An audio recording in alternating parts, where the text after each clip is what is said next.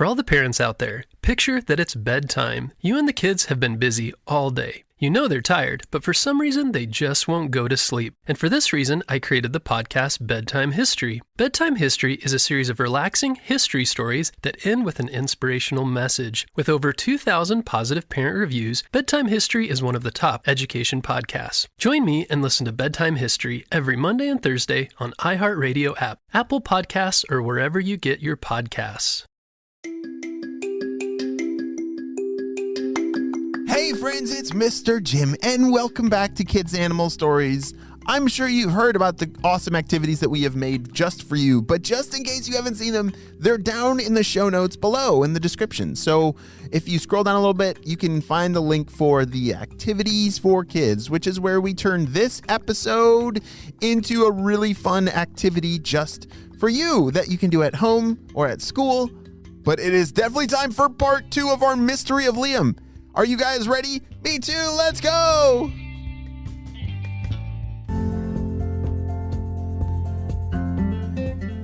On the last episode of Kids Animal Stories, we learned that Liam had been pressured by his friends to do something that his parents did not want him to do, to go to the lure graveyard.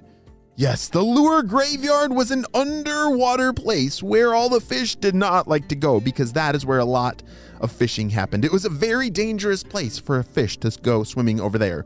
But Liam and his friends wanted to do something even more dangerous.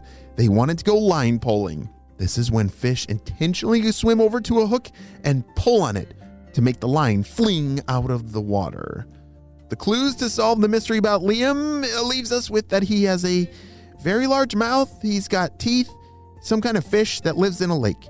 It's all we know right now, and it's your job to figure it out.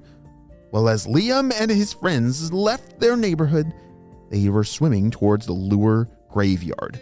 This was a very dangerous place because it was filled with lures and hooks that had become stuck in different tree branches and rocks from fishermen from a long time ago. I guess this was a very popular place where fishermen would go fishing, and it was a place that fish were not supposed to swim. Liam knew that as they were swimming that direction. Guys, do you really think we should do this? Like, it just sounds like a bad idea, said Liam. Come on, Liam, let's go. The friends were determined to do this very dangerous thing, and Liam was afraid of being laughed at, so he was not sure what to do, which I totally understand.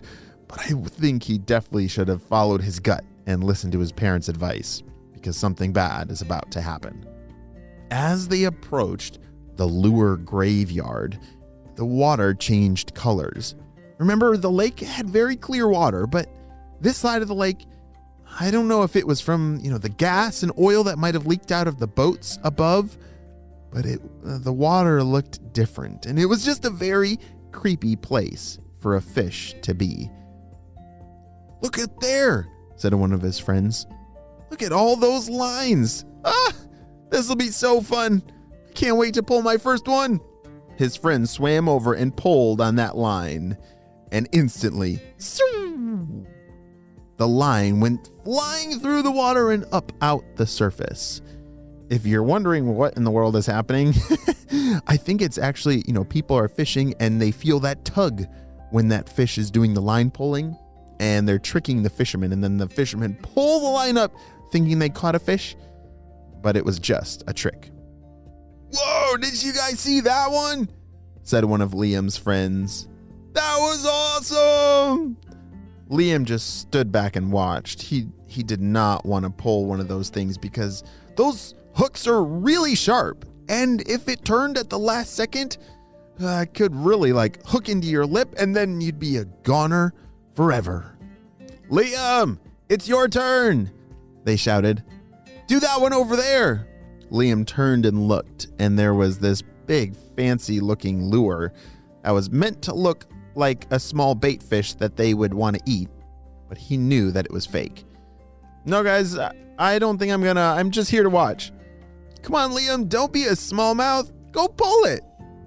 His friends were not being good friends at all. They were actually being pretty mean, and it's really bad to pressure somebody into doing something like that. But Liam was really nervous and did not like getting laughed at, and he swam over towards that lure.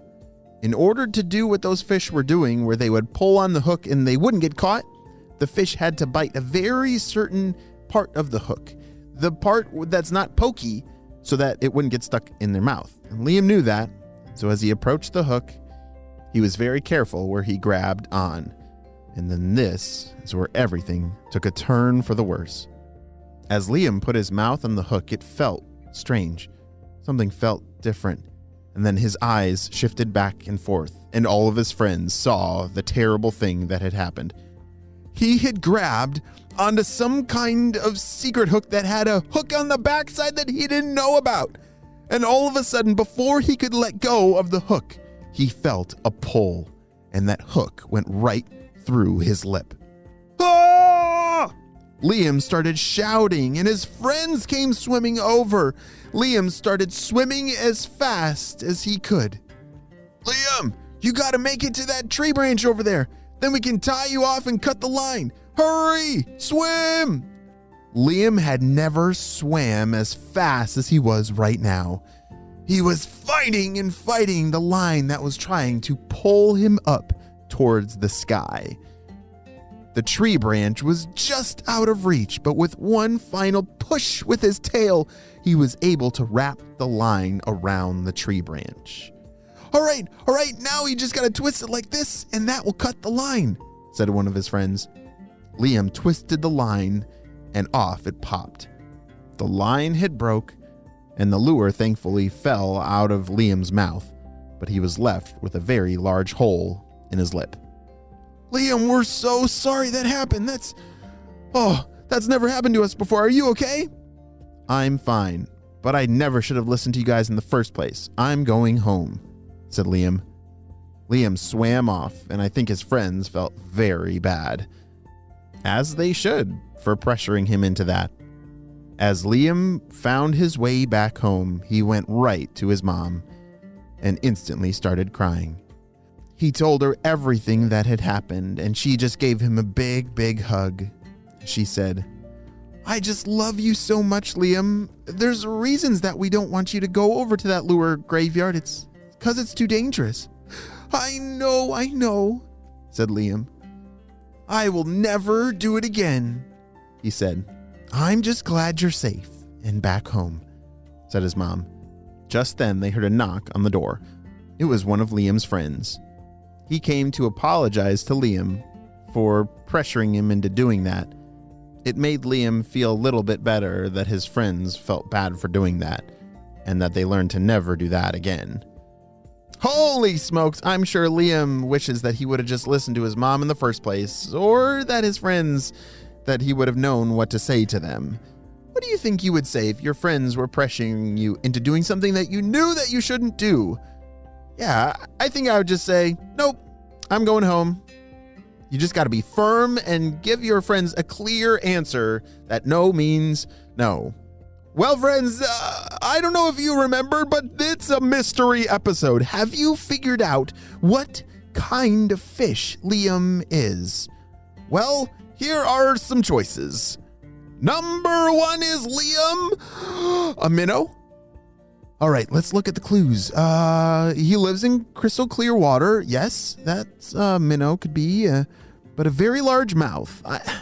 I don't think I don't think he could be a minnow. What do you? Yeah, I don't think he's a minnow either. Next, I have on my list, a bluegill. Do you know what a bluegill is? They're a fish with a small mouth and... Oh, a small mouth. Again, what kind of fish has a large mouth that lives in a lake? Oh, did you say a largemouth bass? You're right. Yes, Liam and his friends and his family, they're all largemouth bass, which live in lakes and have very big, big mouths. And they have a lot of teeth that they have to keep nice and shiny clean. Great job, friends. Well, that may be the end of this story, but I think just the beginning of a lot of adventures ahead for Liam and his friends. The end.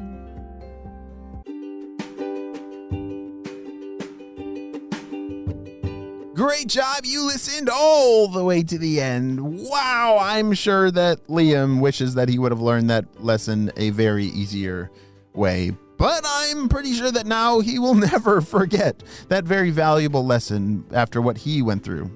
And he even has, that little hole in his mouth to remind him every single day to not do that again.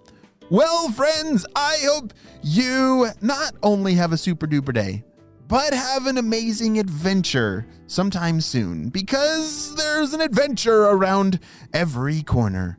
I'll see you next time, friends. Bye!